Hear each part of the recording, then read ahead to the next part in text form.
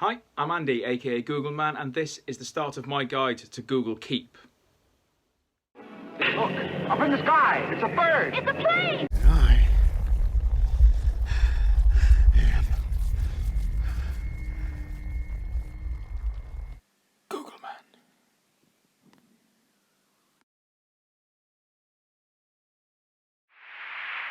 Hi guys, welcome back to aka Googleman. If you haven't done so already, please subscribe down below and hit that notification bell so you get told when my videos go live. I really hope this week has started well for you and that the students have come in raring to go. I know my time here starting at EWS has been really good this year. So today I'm going to start talking to you about something called Google Keep. Now I have spoken about this to people at EWS before, so some of this again will be familiar. Google Keep is kind of a to-do list that is far more complicated and far more bell and whistly than Google Tasks is, and the Google Tasks video I'll link above and below for you so you can kind of compare the two. There are a lot of things that Google Keep allows you to do that Google Tasks does not, and I'm going to go through all of those things, and it's going to take a couple of videos. This is actually going to be the first of 3 parts on Google Keep, one today, one on Monday, and then on Thursday. So the brand new Monday video is going to be on hiatus while I complete this series on Google Keep. The 3 areas we'll be looking at are creation, organization, and collaboration, because all of those things are possible in Google Keep. If that sounds like something that is going to be really useful to you, let's jump straight in.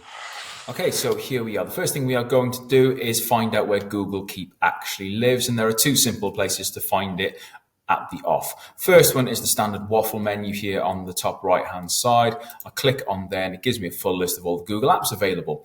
Google Keep, you can see there is in the middle. You may have to scroll down and move it around a little bit depending on how yours is set up. If you scroll down, you will find it somewhere in that list. The other option, which is one I'm going to go for here, is you just type keep.google.com into your URL bar and it will just take you there. Now this is my Keep home screen at the moment. As you can see, there is nothing on here. Okay, I've made it nice and blank for you to make it easier to see. Now, the first thing we're going to do is create just a simple sticky note, okay, something that would appear there that we can reference, okay. And when I first saw this, I just thought it was a sticky note app, but it's much more than that. But let's go with that for now. So we're going to go take a note. You've got that line there. You're going to take a note. I'm going to give it a title. I'm just going to call it new note for now. And then you could write whatever you wanted to into there, or you could add to it and things like that as we go along.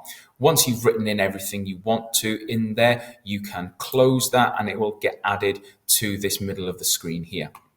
If it's something that you know is really important, you can actually pin that note to this home screen. So if you hover over it, there's a little pin symbol and it'll stay there. I know that's more of an organization thing and I will probably reference it again in Monday's video, but it's a really important thing. So if you've got 150 notes in here, you will still have instant access to that particular note, which is incredibly handy.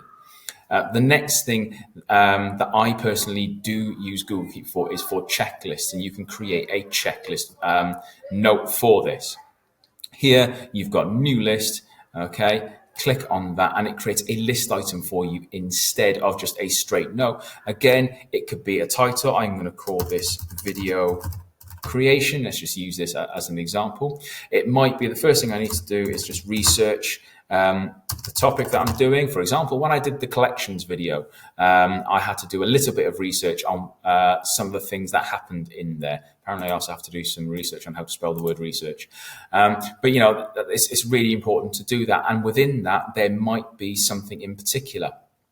So if I go down and create a new list item, I want to do a subtopic within that. If I go Control and the close bracket just next to the P key on your keyboard, okay, the block key, what it does is it indents that so it becomes a subtopic within that research topic item, okay, that checklist item. And it might be I want to look in the library, so there might be a book on it or something. Obviously in Google Collections, no, it was online, but there might be something. Okay, what that allows me to do is when I'm done with that, I can tick items off. So in this case, it goes down to the bottom. I can, of course, untick the item if I want to.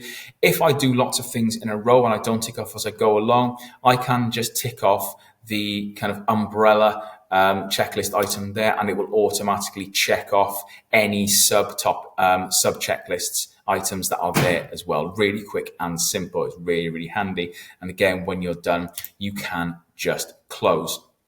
If you're not needing one anymore, you can come down, whether it's open or not. You've got the 3 dots more item here, and you can delete that note. Okay, and like everything else, there is a bin on the left hand side if you need to find it.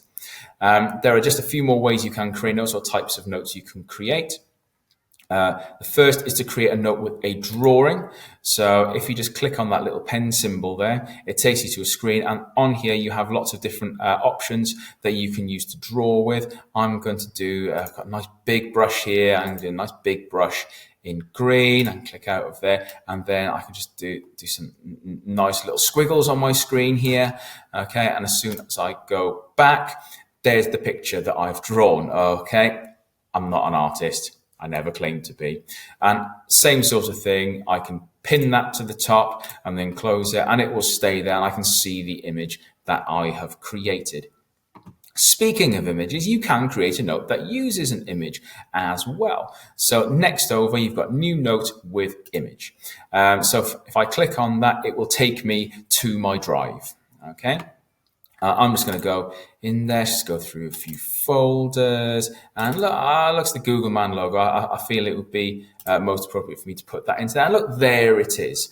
I can then add any information I want to under that. So if you're perhaps sharing the image as a stimulus, perhaps, then you can do that. And we'll talk about sharing and collaboration in next Thursday's video, but it is there for you to see. And again, it can be pinned, it can be whatever you want it to be, and then we will close.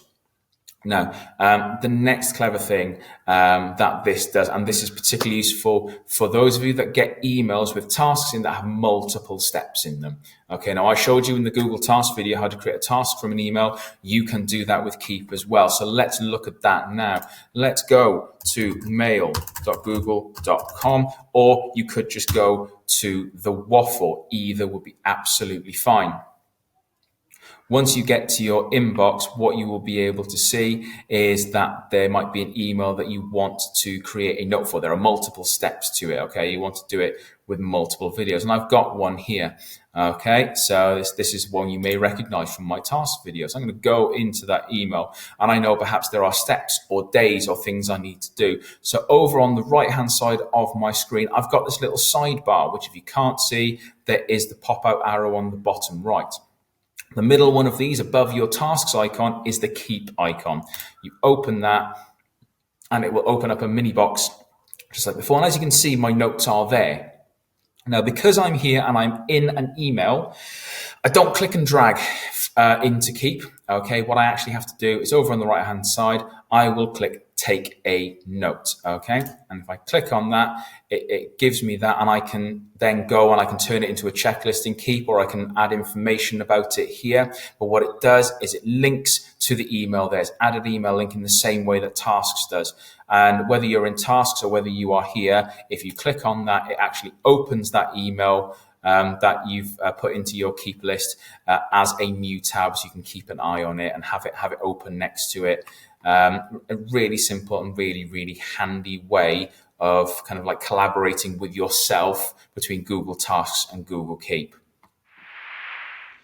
Okay, so that's a simple start on Google Keep, on how to create those notes. Now, as you add more notes into your Google Keep, if you do choose to use it, it will become more and more full of things. And this is where Monday's video is going to come into things, where we will start looking at how we organize those notes to help us to kind of like keep our life in order. I will see you all then. Until then, stay safe, stay well, googleman out.